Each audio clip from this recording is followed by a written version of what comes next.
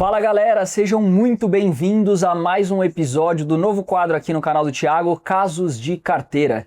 Uhul! Nesse canal, como vocês lembram, a gente vai falar de casos reais da consultoria, das maiores dores, das maiores dúvidas que chegam aqui pra gente, tratando não só com teoria, mas também com casos de clientes que levaram até nós as suas dores, contaram as suas histórias e a gente vai trazer aqui e vai debater. Hoje eu tô aqui com Thiago Reis, sócio fundador da Suno, e com Guilherme Puim, o nosso consultor mais antigo da Suno Consultoria, para debater um tema que é um tema muito importante. Mas antes da gente entrar no tema, eu queria falar que esse quadro, ele é inspirado também nas análises que a gente faz de carteira e a gente está disponibilizando aqui um QR Code na tela e um link na descrição para, se você quiser ter a sua carteira analisada pelos nossos especialistas de investimento, clica aqui no link, manda lá, o nosso especialista vai entrar em contato com você e vai agendar essa análise. Quem sabe a sua carteira também não aparece aqui no quadro.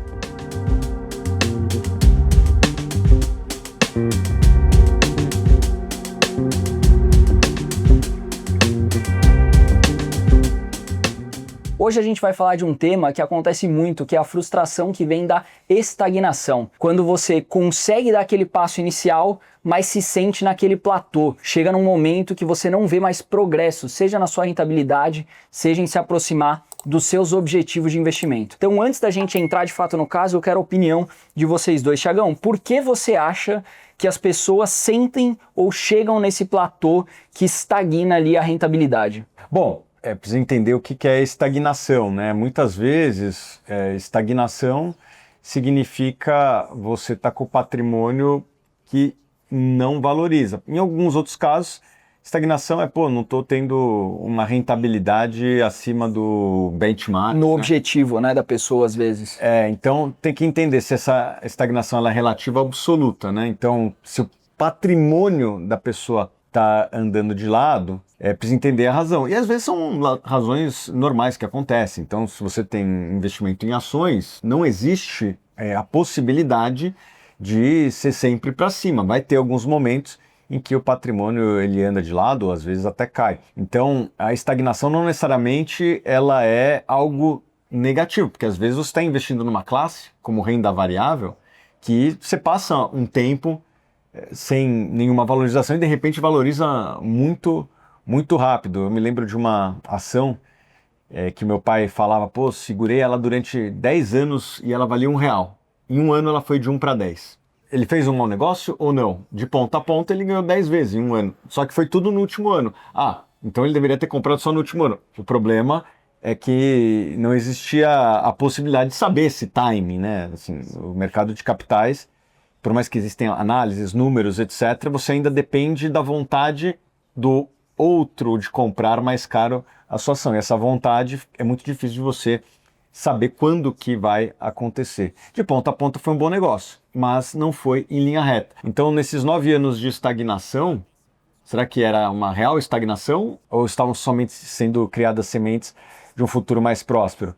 Tem que entender o que existe por trás deste patrimônio que não está se valorizando. Às vezes existe um motivo que é externo, as empresas estão indo bem, os investimentos estão indo bem, assim, o que é intrínseco das empresas está indo bem e o mercado não está valorizando da maneira adequada. E às vezes existem decisões que foram de fato equivocadas, maus investimentos. Então nunca é uma resposta fácil você falar, sua carteira está estagnada, então você está tomando decisões ruins. Às vezes são decisões que demoram para refletir o resultado, né? Exatamente. E tem uma coisa que muitas vezes acontece, também ligada a essa estagnação, que na verdade não é nenhuma estagnação da carteira. É a pessoa não enxergar o progresso da carteira em relação aos objetivos que ela tem. E eu imagino que isso seja bastante comum, Gui, você que lida mais com a dor ali do cliente no dia a dia. Me conta um pouco como que você lida com essa situação quando o cliente chega com essa frustração, assim, cheguei até aqui, mas estou frustrado porque eu não estou vendo progresso, o que eu faço? Legal.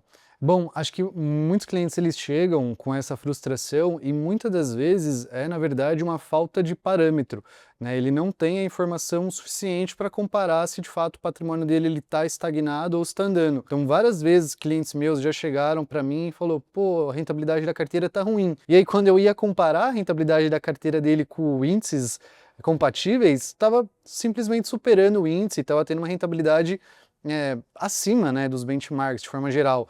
Então, acho que em primeiro momento é você trazer consciência para o cliente do que ele está comparando, né, e também no período que ele está investindo, né, como o Thiago comentou, pode ter momentos que bolsa anda de lado e de alguma outra forma a empresa está remunerando ele com os dividendos, só que pelo fato do patrimônio dele não crescer, ele entende que ele está estagnado e na verdade a empresa está remunerando ele de outras formas, recomprando ação, pagando dividendos, só que ele não tem essa percepção ainda. E acho que é muito duro nessa era que a gente vive de excesso de informação e desinformação, a pessoa não perde, muitas vezes ela perde esse parâmetro de comparação. Então, com muitas promessas, falsas promessas de rentabilidade rápida, pirâmides de investimento, 3, 4, 5, 10% ao mês, a pessoa fala, pô, mas a minha carteira está dando só 15% ao ano, 20% ao ano, ali estão prometendo 50%, 100% ao ano, tô parado, tô estagnado. Isso acontece muito, né, Thiago? Acho que você que tem muito contato ali com o pessoal no Instagram, com muita desinformação. Sim, tem desinformação, que são essas coisas que você falou,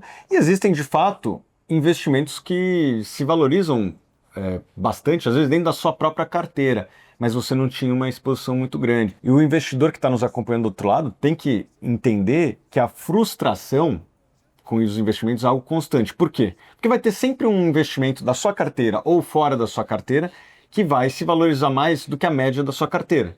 Isso significa o quê? Que você devia ter botado tudo naquele investimento? Talvez não, porque a diversificação ela é importante. Então vamos dar aqui um exemplo. Algumas empresas de tecnologia se valorizaram de maneira expressiva ao longo dos últimos anos. O Facebook se valorizou de maneira expressiva. Então você devia ter todo o seu dinheiro em ações do Facebook. Quem fez isso até fez um bom negócio, mas correu riscos. E se o TikTok tivesse, enfim, ganhado uma participação de mercado e acabado com a participação e a relevância do Facebook, seu patrimônio teria virado pó. Então, é importante que as pessoas diversifiquem, só que na hora que as pessoas estão diversificando, elas têm que entender que elas estão abrindo mão de uma coisa, que é o seguinte, um dos investimentos dentro da carteira vai valorizar mais que os outros, você não sabe qual, e mesmo se você soubesse qual, ainda assim existiria um risco que é o imponderável ali no meio do caminho, uma pandemia que surge, tem coisas que impactam um investimento que é muito difícil de você prever. Então a diversificação ela é importante e, por consequência, vai ter sempre um investimento que vai valorizar mais do que a média da sua carteira. E você tem que saber disso de antemão. Tem um ditado, na verdade não é ditado, é uma frase de um economista inglês que você falou desse ponto de você não vai saber do futuro, né? Que ele diz o seguinte, existem dois tipos de pessoas que preveem o futuro. Aquelas que não sabem o futuro e aquelas que não sabem o futuro. Então, quando você está investindo, querendo ou não, é um jogo de futurologia, você está tentando ter uma estimativa do futuro, de como essas empresas vão estar performando daqui a 5, 10, 20 anos, mas você nunca vai ter certeza daquilo. Então é importante que você tenha essa diversificação na carteira para se proteger dessas incertezas que são inerentes ao investimento e você sempre vai ter essa pitada de frustração. E um outro ditado diz que você não tem que passar a maior parte do seu tempo procurando a próxima Microsoft, mas sim evitando a próxima OGX. É muito mais perigoso você cair em pirâmides ou em buracos que vão de fato te proporcionar perda permanente de capital do que você não aproveitar uma ação que vai multiplicar por 1000. Você não precisa disso para ter um bom retorno, né? Se você tiver uma carteira alinhada com seus objetivos, por mais que o progresso ele seja lento, o fator principal no juros composto é o tempo. Ele não vai virar em um ano, ele é lento, mas ele é lento e constante. E o poder da exponencialidade é gigantesco, então ele vai te levar para os seus objetivos, mas às vezes leva tempo. E aí é muito mais você gerir a tua expectativa e não ficar frustrado com essa, muitas vezes, falsa estagnação, porque ela não necessariamente é real, como o caso que o Thiago citou, levou 9 anos andando de lado para em um ano multiplicar por 10, se você pegar o retorno composto, certamente foi um bom retorno, 10 vezes em 10 anos é 26% ao ano, é um ótimo retorno, mas às vezes leva tempo. Então, tomar cuidado e saber diferenciar a frustração da estagnação real, dessa falsa estagnação, eu acho que é importante. E a importância de você entender os ativos que tem dentro da sua carteira. Vou dar um exemplo pessoal, mas que na verdade é quase que um exemplo dos clientes da Suno. Durante a pandemia, as ações no mundo caíram 50%. E eu me lembro muito bem quais eram as 5 maiores ações da minha carteira na época. Era Apple, Facebook, Google, Unipar e Energias do Brasil. Essas ações, elas tinham caído mais ou menos nessa magnitude. Mas eu olhava para o balanço das empresas e falava, boa parte das empresas são caixa líquido. Dessas 5 empresas, 4 eram caixa líquidos. E dessas 5 empresas, 4 aproveitaram a pandemia para recomprar ações, ou seja, estavam comprando barato. Assim, o Mark Zuckerberg abrindo o programa de recompras e recomprando ação. É um bom empresário. Se ele está tomando essa decisão é porque provavelmente é um bom negócio. E de fato se mostrou um excelente negócio para os acionistas do Facebook. Que se você estivesse analisando pela ótica do preço da ação, você ia falar, pô, não estou nem estagnado, estou andando para trás, caiu 50%. Mas na hora que você olhava o resultado da empresa, inclusive naquele ano o Facebook deu resultado recorde, o Google deu resultado recorde, a Unipar deu resultado recorde em 20, em 21. Então, o operacional das empresas estava muito bom, mas no primeiro momento ali a cotação ela se dissocia do operacional da empresa. Então, eu estava muito tranquilo com as minhas ações, porque eram empresas sólidas, empresas que estavam com uma rentabilidade enorme e aproveitando aquele momento para recomprar ações. O mercado não estava precificando isso? Cara, problema do mercado, o problema dos outros, porque eu estava comprando essas ações e as empresas que eu estava investindo estavam recomprando ações. Então, minha participação na empresa ficou maior e pegou essa valorização toda dessas ações aí. Então, a carteira, isso é muito difícil do investidor que está do outro lado, que não é um profissional, que não consegue, às vezes, ter essa leitura do balanço da empresa. A carteira ela não pode ser julgada somente pelo resultado de curto prazo, né? Você tem que entender o que tem dentro lá, porque às vezes o preço de tela, ele anda de maneira desassociada do valor intrínseco da companhia. Isso é muito normal, é comum e, inclusive, é uma oportunidade para investidores mais espertos. A desinformação, no final do dia, ela vai ser uma oportunidade para uns e vilã dos outros, né? Outras pessoas vão ficar frustradas com isso. O mercado de capitais é uma máquina de transferência de recursos dos impacientes para os pacientes. Quem era o paciente na pandemia, o investidor paciente, era o Mark Zuckerberg, né, o acionista do Facebook, que estava recomprando as ações dos mais frustrados que estavam vendendo. Dos frustrados, que estavam falando, minha carteira está estagnada, está andando para trás. Beleza, então vende ações lá para o Mark Zuckerberg. Certamente essas pessoas estão arrependidas hoje. Perfeito. Lembrando que assim, existe também estagnação de decisões ruins, né? Não necessariamente todas vão ser uma falsa estagnação como a gente está tratando aqui. Exatamente. Então, tem que fazer essa autocrítica do que é uma estagnação resultada. Então tem que fazer uma autocrítica da sua carteira e entender essa estagnação, ela é fruto de apenas um mercado precificando mal aquele ativo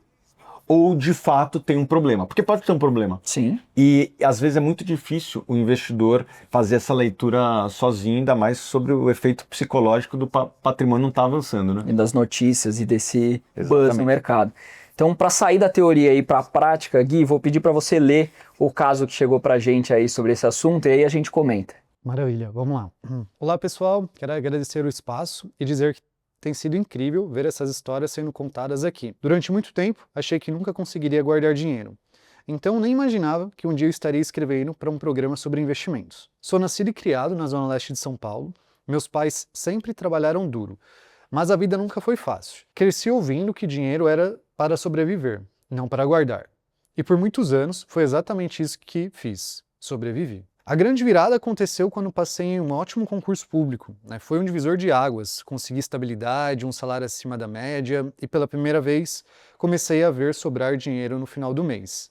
Me organizei, fui controlando os gastos e comecei a guardar todo mês. Sempre no CDB do meu banco, que era o que eu conhecia. Hoje, depois de 9 anos de esforço e disciplina, acumulei R$820 mil.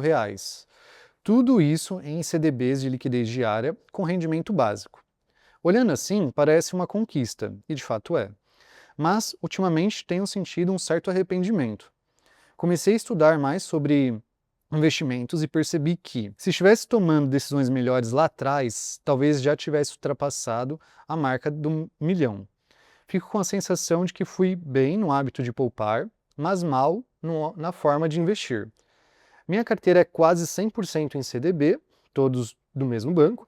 Nunca diversifiquei, nunca pensei em renda variável, muito menos em fundos ou algo mais estratégico. O foco sempre foi deixa lá e continua acumulando. Agora eu estou perto de atingir esse número simbólico de 1 milhão, me pego pensando, será que dava para ter chegado antes?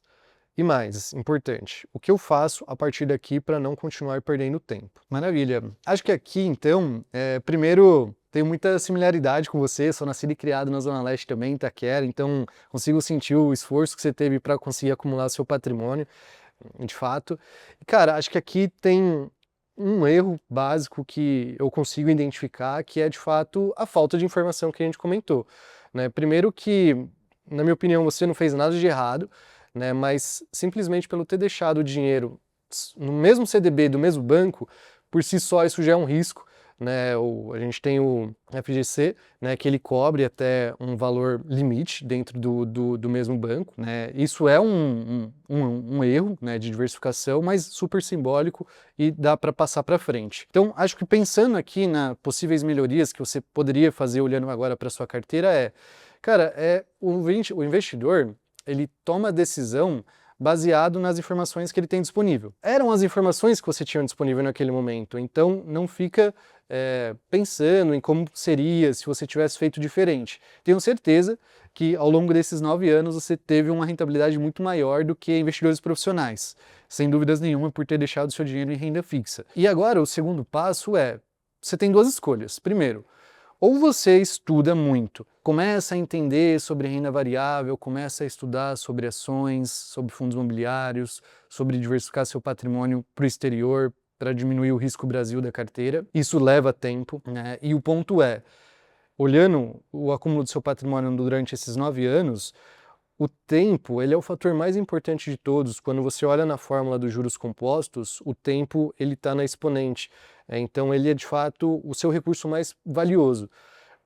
O tempo que você vai ficar estudando para de fato começar a fazer essa transição de carteira pode ser algo que lá na frente você consiga atingir os seus objetivos, mas talvez pode demorar um pouco mais. Esse é um caminho, né?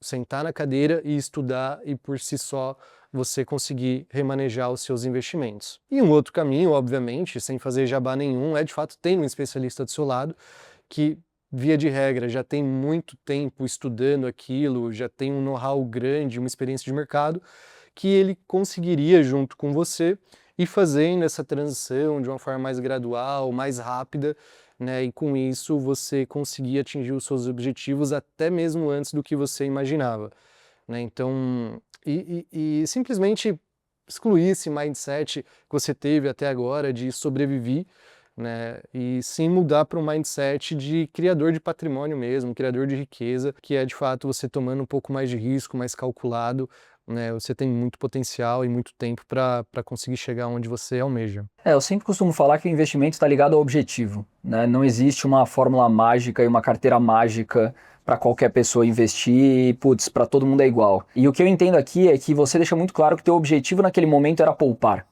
Então eu não acho que você cometeu nenhum erro, porque você cumpriu aquilo que você estava se propondo a fazer. Você saiu de uma fase de sobrevivência para virar uma fase de poupador. Você poderia ter virado essa mentalidade antes? Poderia. Mas não é o que você se propôs a fazer. Você disse, o objetivo ali, o foco era poupar, era guardar dinheiro. E você fez isso. E no Brasil, querendo ou não, com uma taxa de juros real que é alta, não foi uma decisão ruim no todo. Agora você está percebendo que existem outras possibilidades e você pode mudar o seu objetivo, para deixar de ser um objetivo de poupar, para ser um objetivo de construir patrimônio, de pensar numa aposentadoria, de pensar numa construção de renda passiva, pensar em uma sucessão familiar ou alguma outra coisa. Se você muda o teu objetivo, a tua carteira tem que refletir isso. Então não adianta você mudar o seu objetivo de poupar para um objetivo, por exemplo, de construir renda passiva para se aposentar e não mudar a sua carteira. Então acho que são duas coisas. Primeiro, você tem que refletir sobre o seu objetivo. Teu objetivo continua sendo poupar, só guardar dinheiro? Se for, você está no caminho certo, segue. Talvez eu concordo com o Gui aqui de não concentrar tudo no CDB de um único banco, até porque tem um FGC, tem um risco, a depender do banco acho que também não é um risco grande, mas enfim, você não abriu o banco, então a gente não pode avaliar isso, mas talvez diversificar em termos de produtos de renda fixa, mas manter o seu capital na renda fixa. Agora, se você estiver mudando de objetivo, cara, eu tô pensando agora em fazer uma transição de carreira, eu quero me aposentar aqui do trabalho que eu consegui nesse concurso público e passar a viver de uma renda passiva, aí sim a tua carteira tem que refletir essa mudança de objetivo. Então, uma das coisas que a gente pode te ajudar, eu vou pedir para o time voltar o QR Code aqui na tela, para você, que eu acho que vai ser uma pessoa que vai se beneficiar muito disso, fazer a análise de carteira. Porque nessa análise a gente vai entender também o seu objetivo e a gente consegue te direcionar com mais precisão para onde que ela tem que apontar. Porque não adianta eu falar para você aqui, cara, vende o CDB, compra um fundo imobiliário, compra ações, não ficou claro qual é teu objetivo daqui para frente. Ficou claro que assim, você tinha um objetivo até então, você está frustrado com essa carteira e enxerga que ela está estagnada e você quer mudar, mas não ficou claro para onde você quer ir. Então eu peço que você faça aqui a análise de carteira, que eu acho que lá vai ter um especialista que vai ouvir o teu objetivo, vai ter uma propriedade muito maior para dizer para onde vai apontar. Mas a minha sugestão é, entenda em primeiro lugar o que você quer, qual que é o teu objetivo e monte uma carteira que vai refletir isso na prática. Porque não adianta você mudar o objetivo e não mudar a carteira, você não vai chegar lá. E só complementando aqui, ele está de parabéns, porque diria que ele deve estar na frente de 99% dos brasileiros com esse patrimônio. 90% dos brasileiros, pessoal, não poupam. 90%. 60% dos brasileiros estão endividados, né? 60 milhões de brasileiros com nome no Serasa, né? Assim, a situação dele está melhor que muita gente, então não se penitencie. Sem dúvida. Porque você está na frente de muitos brasileiros e é isso que a gente quer para o nosso país, né? Que as pessoas sejam poupadoras e que agora possam pensar em outras etapas da sua vida de investidor. Você primeiro virou um poupador, você já está na frente de 90% dos brasileiros. Você investiu na renda fixa do seu banco. Podia ter sido melhor comprado tal ação ou talvez um outro fundo imobiliário? Poderia, mas não acho que você errou muito feio aqui. Teria errado se estivesse na poupança ou em outros investimentos que às vezes tem no banco ali que não são tão bons. Mas se ele aplicou ali no CDI, que está rendendo ali próximo de 100% do CDI, cara, não foi tão ruim assim. E agora eu acho que ele tem que fazer o que você falou, né? Entender qual que é o próximo passo, né? Objetivo dele. Então ele já está na frente de 99% dos brasileiros. É uma pessoa que é trabalhadora, né? Que é uma pessoa que conquistou aquilo que ele tem na conta. Isso me deixa muito feliz, porque eu gostaria que outros brasileiros seguissem esse caminho, que fossem poupadores. Isso beneficia a todos nós, porque um país de poupador é um país que tem mais recursos para investir. E a gente tem uma carência de investimento no nosso país. A infraestrutura do país não é boa. Vários outros investimentos em educação, saúde, poderiam ser melhores se tivessem poupadores no Brasil, porque com esse dinheiro daria para abrir mais hospital, daria para construir mais estrada, e um dos motivos que o custo de capital no Brasil é alto é porque é oferta e demanda. Né? Se tem pouco capital disponível, né? Nós gostaríamos que tivesse mais pessoas como você no Brasil, e tenho certeza que você está aí na elite do poupador brasileiro. Parabéns. Pessoal, se você também quiser ter a tua história contada ou quiser que a gente analise o seu caso, a sua dor, por favor, manda pra gente na DM do Thiago, manda no contato@suno. Pode deixar aqui nos comentários também a sua história que a gente vai olhar e quem sabe ela não aparece aqui. Eu vou deixar de novo aqui o QR Code. Se você também tem alguma dor, não está sentindo que sua carteira está progredindo, não está seguro em relação ao seu objetivo, acha que não está funcionando, clica aqui no QR Code, faz a análise da carteira, é de graça, um especialista do nosso time vai falar com você, vai entender e vai tentar te ajudar, que essa é a missão da Suno, né? A gente quer, como o Thiago falou, ajudar as pessoas a investir melhor, construir um país melhor, e eu acho que isso faz parte, você faz parte disso. Brigadão e até a próxima.